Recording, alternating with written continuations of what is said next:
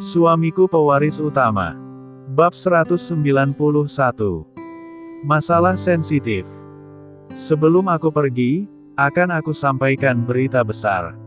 Suatu saat nanti, tubuh yang aku gunakan ini, akan menjadi seorang pemimpin dunia. Dia akan dikenal dengan sebutan Sang Naga. 3 bulan kemudian, banyak peristiwa yang terjadi di Kota Emas, juga di tempat-tempat lain. Salah satu di antaranya adalah di kota Nevada, Amerika Serikat. Di mana Leopard, ayah angkat dari Ranggaspati, telah mengambil keputusan bulat untuk mengasingkan Ranggaspati ke tempat jauh, dan menghilangkan hak-haknya sebagai pewaris organisasi, termasuk juga harta kekayaannya. Hal itu sengaja dia lakukan, karena takut Ranggaspati akan membuat masalah, dan bisa menyebabkan dia dan keluarganya mati. Berikut dengan hancurnya organisasi mafia, yang telah dia bangun dengan susah payah itu. Maka tanpa sepengetahuan ayahnya, Leopard melaksanakan niatnya tersebut, dengan memperdaya Ranggaspati, agar mau melaksanakan misi di salah satu negara Asia, dan kebetulan negara tersebut adalah Indonesia. Peristiwa lain yang juga terjadi adalah, keluarnya 2 orang ninja dari daftar orang-orangnya Leopard, dengan alasan mereka ingin kembali ke negaranya, dan kebetulan rencana tersebut disetujui oleh ketua organisasi itu. Padahal sejatinya mereka ingin mengawal Ranggaspati hingga sampai ke Indonesia, dan membawanya ke tempat tujuan. Kepergiannya ke sana dikawal oleh 10 pengawal setianya, yang sedari kecil memang ditugaskan menjaga, serta memastikan keselamatannya. Tapi itu belum lengkap, jika Albion dan Darta tidak ikut bergabung. Maka saat Ranggaspati berada di bandara, mereka berdua secara diam-diam mengawasinya. 1 jam kemudian, pesawat yang akan membawa Ranggaspati dan orang-orangnya, termasuk Albion serta Darta, akhirnya mengudara di angkasa, dan menuju ke Indonesia. Tapi satu hati penumpangnya merasa tidak puas, karena misinya tidak kesampaian. Dalam diam itu dia berkata, "Biarlah untuk hari ini kau selamat Teja. Tapi lain kali pasti akan ada waktu, kau mati di tanganku. Ingat kau Teja dan Leo. Seluruh rahasia kalian akan aku bongkar pada penguasa Birawa Group, agar kau tahu bahwa di dunia ini bukan hanya kau saja yang berkuasa. Di belahan bumi lain juga ada. Tunggulah waktu itu tiba." Batin Albion dalam hati. "Tenang kawan. Aku tahu kau masih menaruh dendam pada Leopard itu. Tapi ingat, dia dikelilingi oleh orang-orang kuat. Saat ini kita belum bisa membunuhnya. Namun lain kali aku yakin bisa," ucap Darta Sok menasehati rekannya. "Hah, entahlah. Kalaupun tidak bisa juga ya apa boleh buat," respon kawannya serasa putus asa. Kemudian diam dalam tempo yang cukup lama. "Kalau boleh tahu, apa sebenarnya misimu bergabung dengan mafia itu ta?" ucap Albion bertanya. "Maaf. Aku belum bisa mengatakannya," jawab Darta cukup bijaksana. "Baiklah. Tapi lain kali kau harus mengatakannya padaku," respon Albion dengan ekspresi kecewa. "Siap," jawab Darta singkat. Kemudian memutuskan untuk tidur, karena perjalanan menuju Indonesia masih cukup lama. Akhirnya apa yang aku inginkan bisa terkabul. Sekarang aku sudah menjadi orang lain, dan kekuatanku pun sudah cukup tinggi. Jika aku tekun dalam berlatih, aku yakin dalam 1 tahun, levelku sudah mencapai puncaknya," ucap Gilmer Aldri pada pengawalnya. "Selamat bos. Sekarang bos sudah semakin kuat dan sulit untuk kami kalahkan," respon Johnny apa adanya. "Kemampuan kalian juga semakin hebat. Nyaris tadi aku kalah dari kalian," sambut Aldri berterus terang. "Ini semua berkat bimbingan tuan muda itu, juga guru-guru lain. Jika waktu itu kita tidak ikut bergabung, maka kemampuan kami masih itu-itu saja. Tapi sekarang sudah lain. Badan semakin sehat, pikiran pun jadi jernih. Gerakan tangan juga kaki pun semakin terarah. Jika berhadapan dengan musuh kuat, kemungkinan kita masih bisa menang. Apalagi kalau kita bersatu. Jadi tepat pilihan kita bergabung dengan mereka, walau harus merubah keyakinan. Tapi itu sebanding dengan apa yang kita dapatkan. Jawab Johnny mewakili teman-temannya. Kau benar. Bahkan sangat benar sekali. Perguruan ini memang sangat luar biasa. Bukan hanya mengajarkan keahlian bertarung, tapi juga mengajarkan serta menerapkan pengisian jiwa, penguatan karakter, juga pengisian tenaga dalam. Dengan belajar di sini, kita jadi tahu apa tujuan hidup kita yang sebenarnya. Benar-benar perguruan yang hebat. Jika ini dipublikasikan ke dunia, mungkin banyak orang yang akan belajar di sini.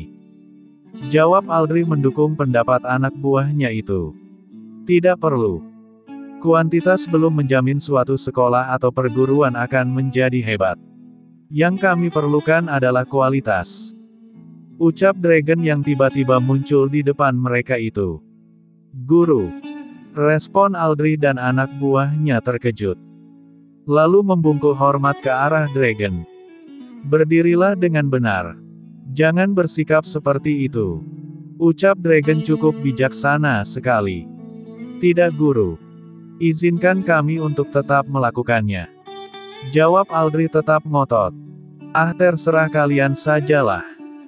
Sambut Dragon mengalah. Senior Argani juga yang lain. Bimbing mereka agar menjadi semakin kuat. Mulai hari ini, mereka aku serahkan pada kalian. Bila waktunya tiba, aku akan mengambilnya kembali untuk diuji. Ucap Dragon memberi perintah. Baik pemimpin muda.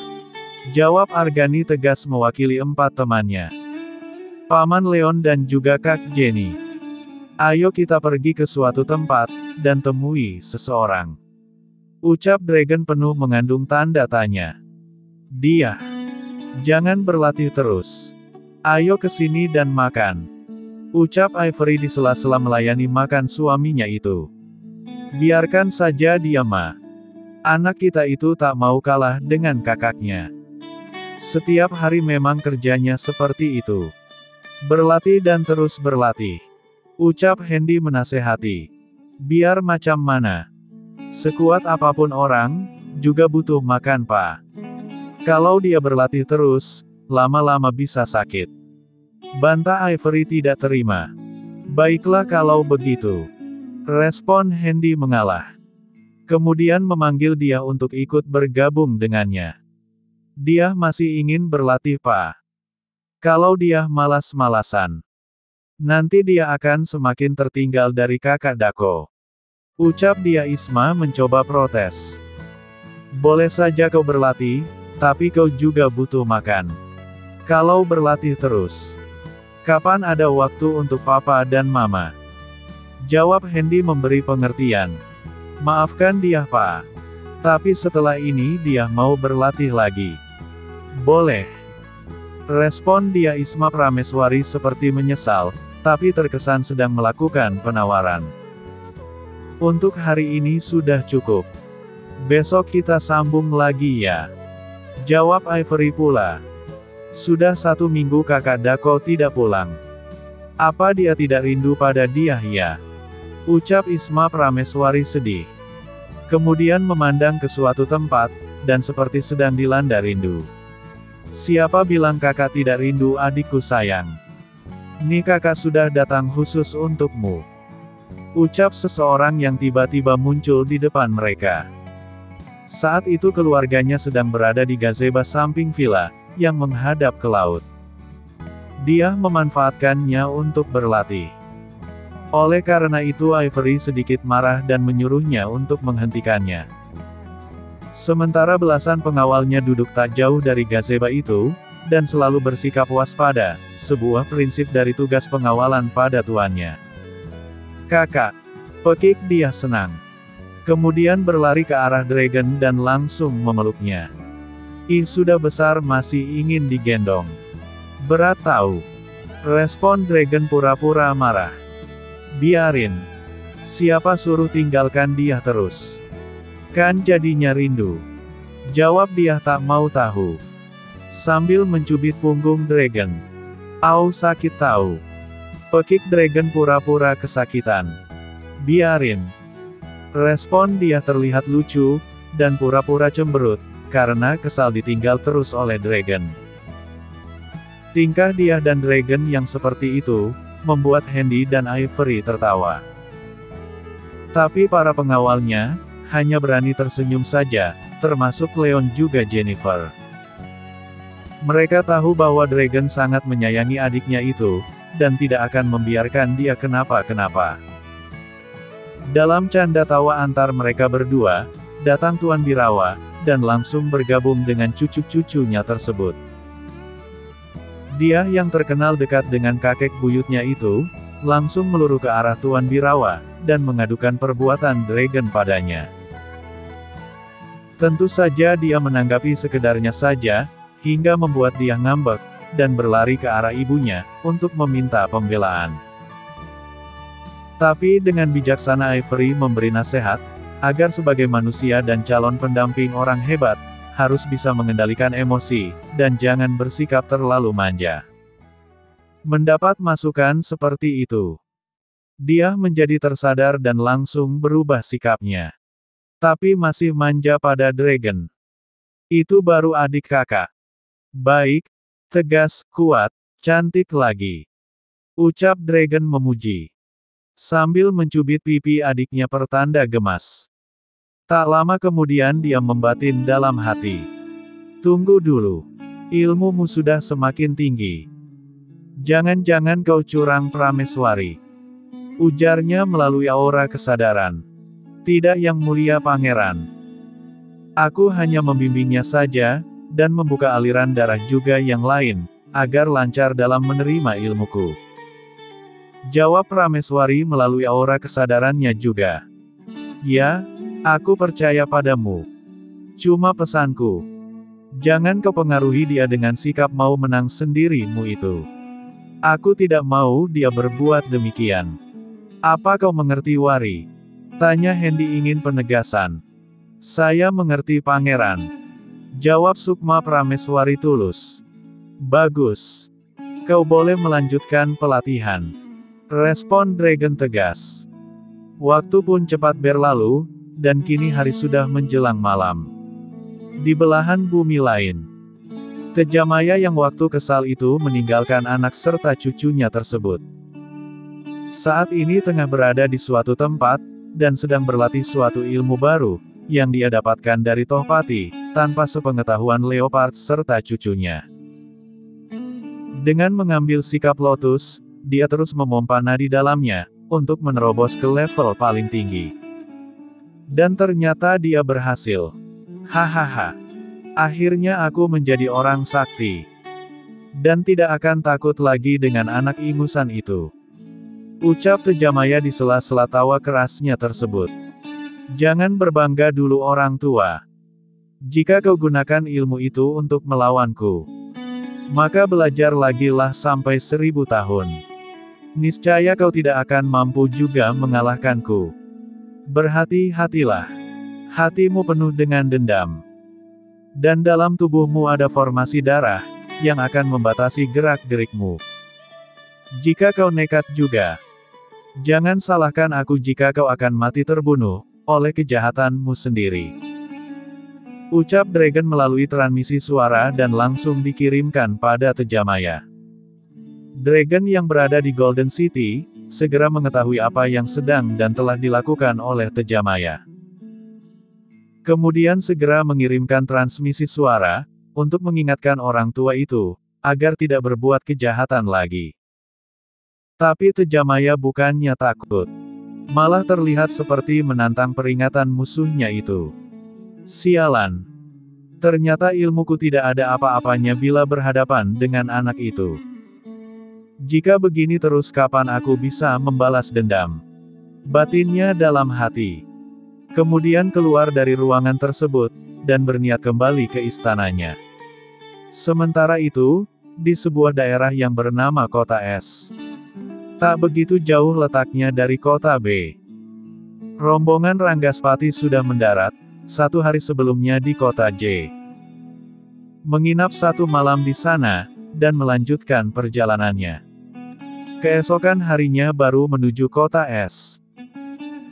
Sekarang mereka sedang bersiap-siap, untuk memasuki rumah mewah, yang memang dibelikan oleh ayah angkatnya, untuk Pati dan anak buahnya Tempati. Agar tidak terkesan, bahwa dia sedang dikucilkan oleh ayah angkatnya sendiri.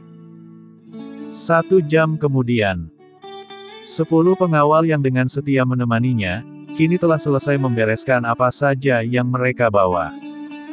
Termasuk merapikan dan menyimpan senjata dan peralatan tempur lainnya.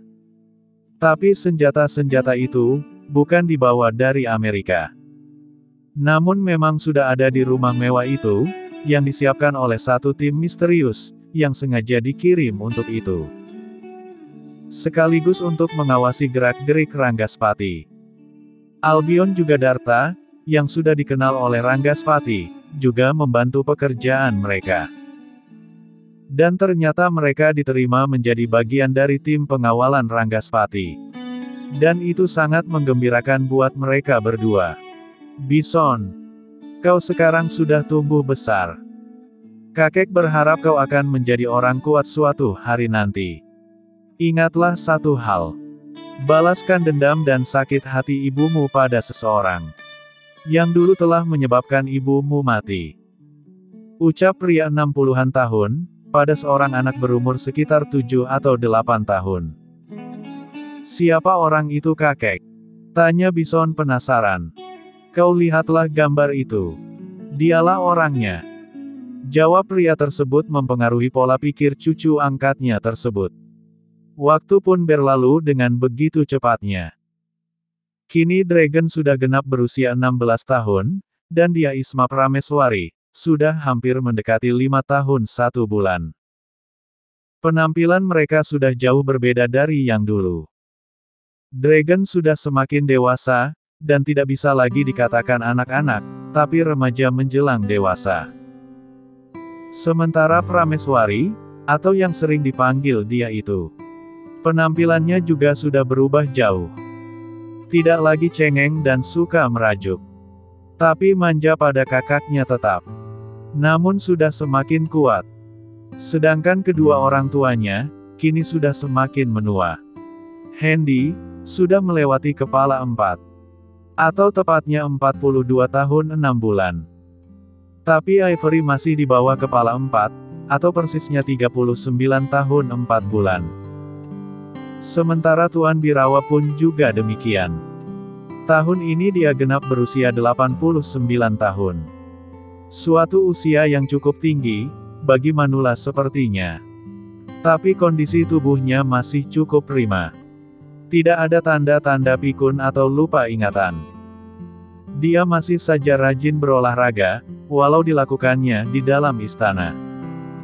Selain itu dia juga rajin meminum suplemen kesehatan dan kebugaran tubuh, serta kesehatan otak, yang diracik oleh dewa obat serta dewa medis. Didukung oleh kebiasaan hidup sehat, yang dilakukan olehnya secara ketat, di bawah pengawasan Pai Zuxian dan muridnya. Menjadikan tubuh Tuan Birawa masih awet, dan masih mampu berjalan, bahkan berlari-lari kecil di sekitaran villa atau istananya itu sering ia lakukan. Maka jadilah tubuhnya senantiasa bugar, ditambah asupan gizi yang cukup dan seimbang.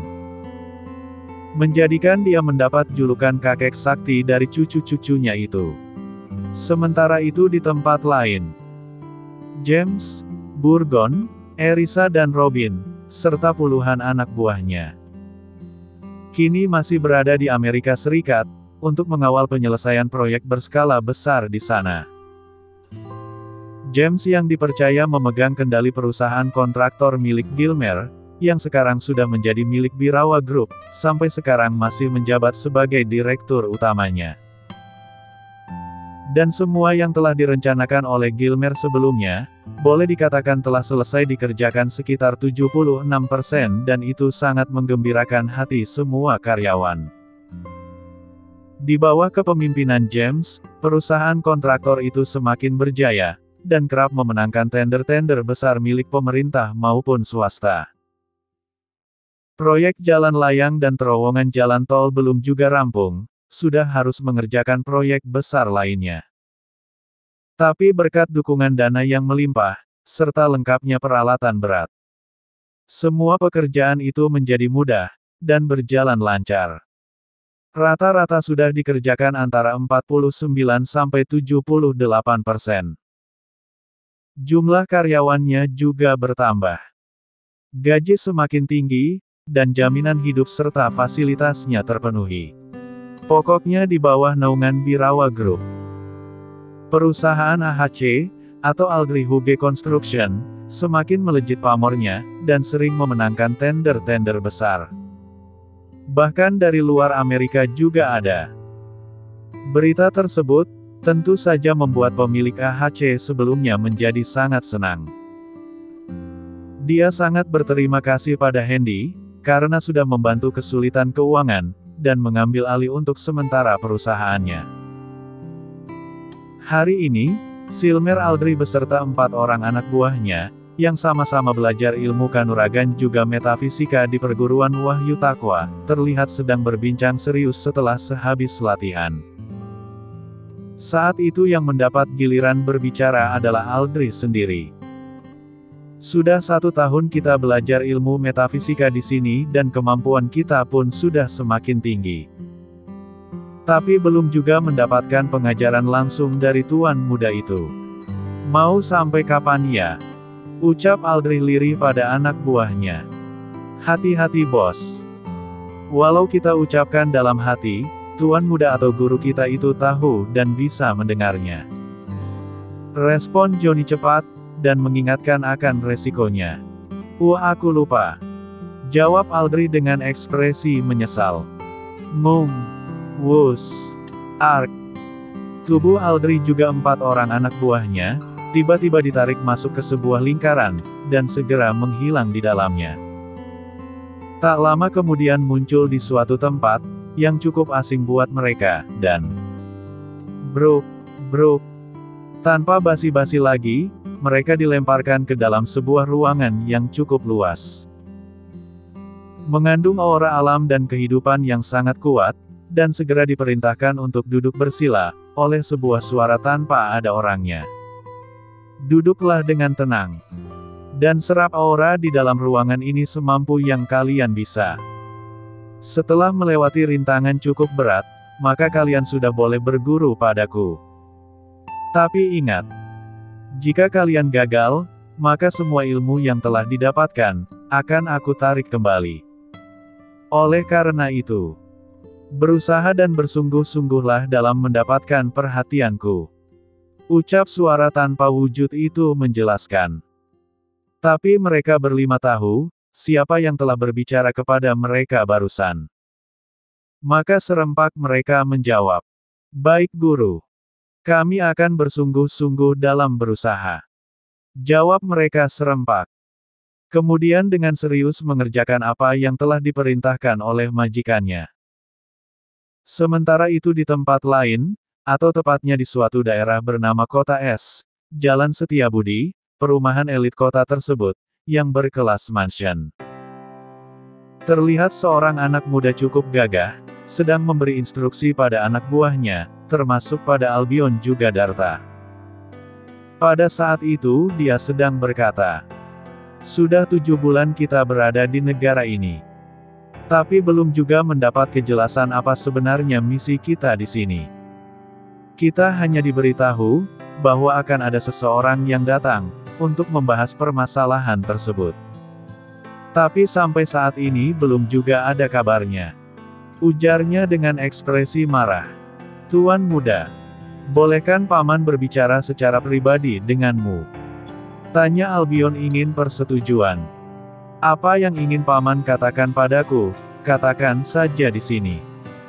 Jawab Ranggaspati atau sering dipanggil Pati kurang senang. Maaf tuan muda. Ini masalah sensitif. Jadi mohon tuan muda memberi waktu khusus untukku menyampaikannya pada Anda. Jawab Albion berterus terang. Respon remaja 17 tahun itu datar. Kemudian memberi instruksi pada pengawalnya, agar keluar dari ruangan yang ditempatinya tersebut. Kalian dengar. Cepat tinggalkan tempat ini. Ucapnya garang. Siap tuan muda. Jawab pengawalnya serempak, termasuk Darta sendiri. Sepeninggal mereka, Patih segera berkata. Cepat katakan. Apa yang ingin paman sampaikan padaku?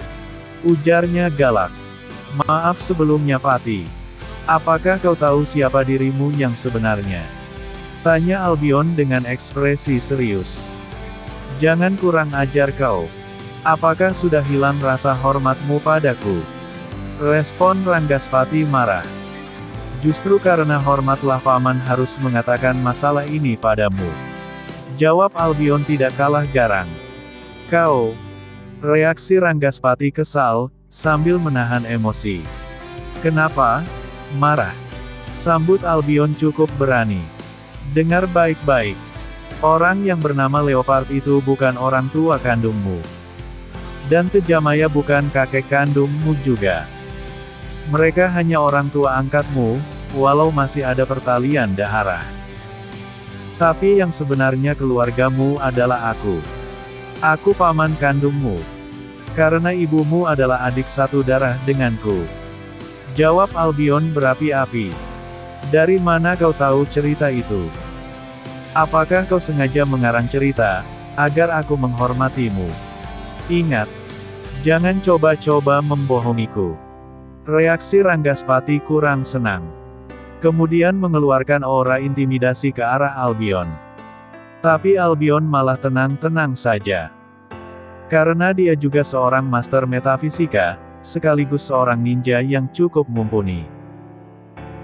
Jadi ketika situasi itu terjadi, dia tidak merasakan tekanan sama sekali. Malah terlihat santai. Sepertinya level Ranggaspati masih kalah jauh dengan levelnya. Kejadian itu tentu saja membuat Ranggaspati penasaran. Dia tak habis pikir, bagaimana seorang pengawal bisa tidak takut padanya.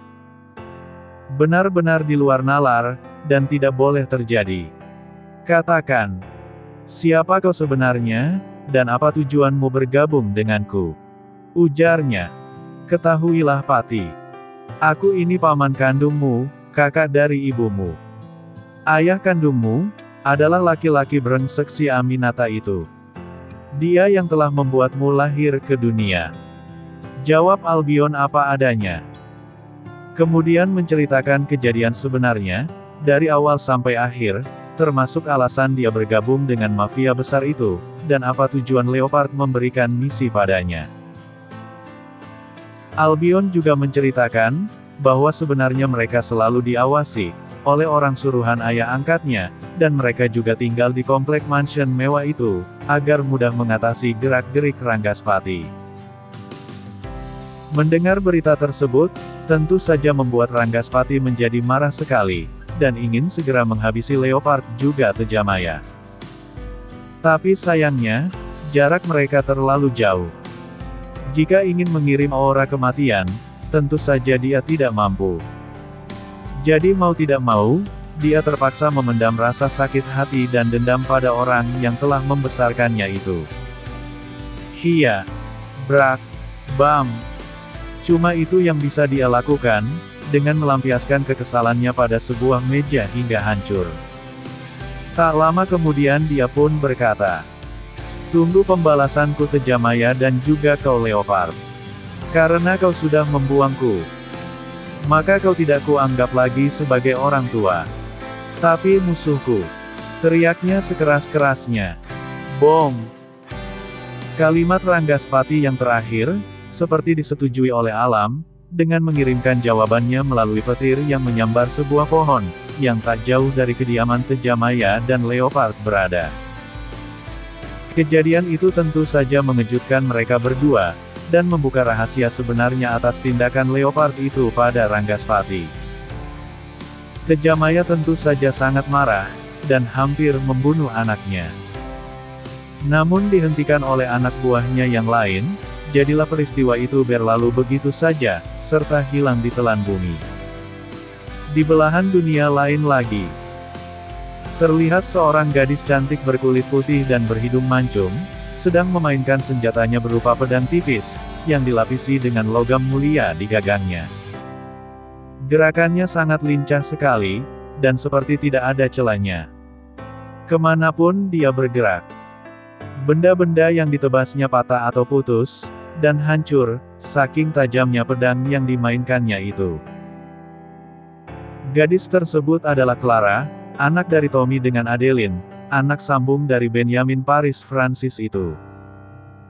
Dia dulu pernah menaruh dendam pada Hendy, dan ingin membunuhnya.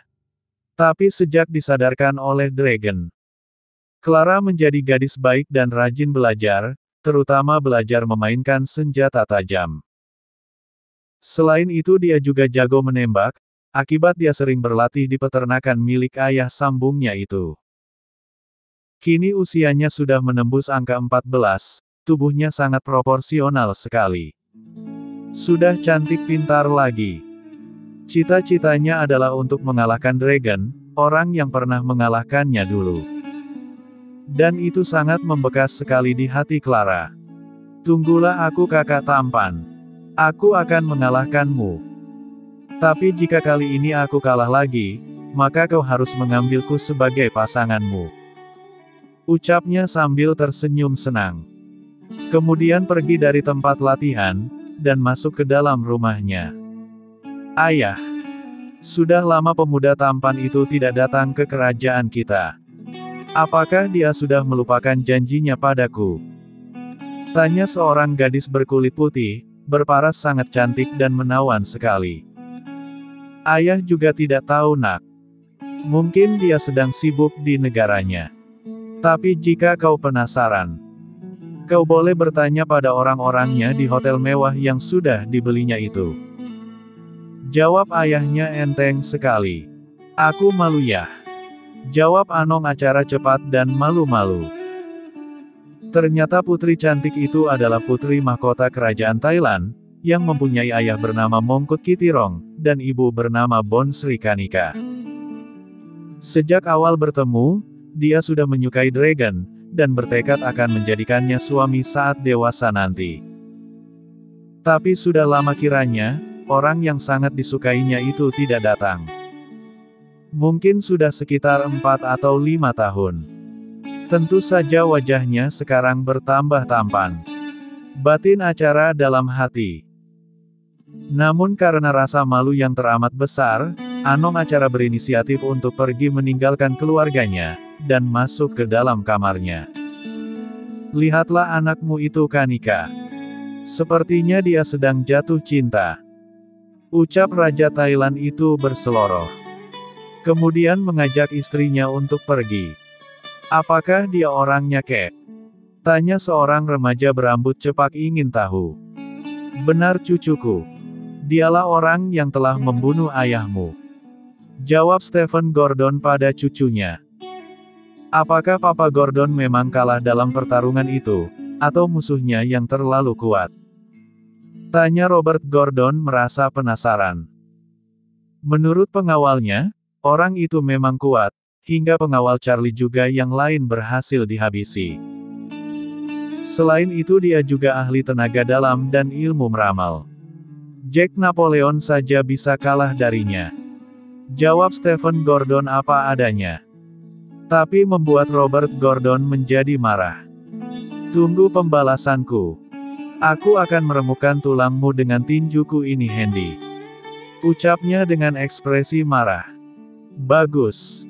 Ini baru cucuku. Tidak lembek dan takut dengan orang lain. Respon Stephen Gordon senang.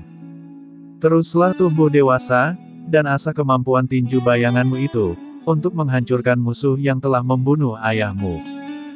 Ucap Stephen berapi-api. Ma, sebenarnya di mana Papa saat ini? Kenapa sudah bertahun-tahun dia tidak pulang? Tanya seorang gadis berwajah cantik bertubuh langsing, tapi tidak kurus itu ingin tahu. Mama juga tidak tahu Rara. Mungkin ayahmu sudah mati. Jawab Stefani asal menjawab saja. Menurut temannya, katanya papa mati terbunuh saat diserang oleh orang yang dulu membuat usaha papa bangkrut. Tapi kebenaran ceritanya, masih belum bisa dibuktikan. Ujarnya lagi. Siapa dia, Ma? Tunjukkan orangnya agar Rara bisa menghukum orang itu, sekaligus membuat usahanya bangkrut juga. Respon Rara Saraswati emosi. Belajarlah yang rajin. Agar kau bisa masuk ke dalam perusahaan itu dan menghancurkannya dari dalam. Jawab ibunya kalem. Kemudian meninggalkan anaknya yang sedang belajar itu sendirian. Begitulah adanya kehidupan. Sakit dan menyakiti saling bertautan. Dan sayang menyayangi juga demikian. Semuanya masih semu, dan menjadi misteri sampai pada masanya tiba. Balas membahas dan sakit hati, akan terus berjalan, sepanjang setan dan iblis masih bersemayam di dada. Hendy yang tidak menyadari musuh-musuhnya yang akan datang, terus saja melebarkan sayap usahanya kemana-mana. Namun Dragon sudah menyadarinya sejak lama. Tamat.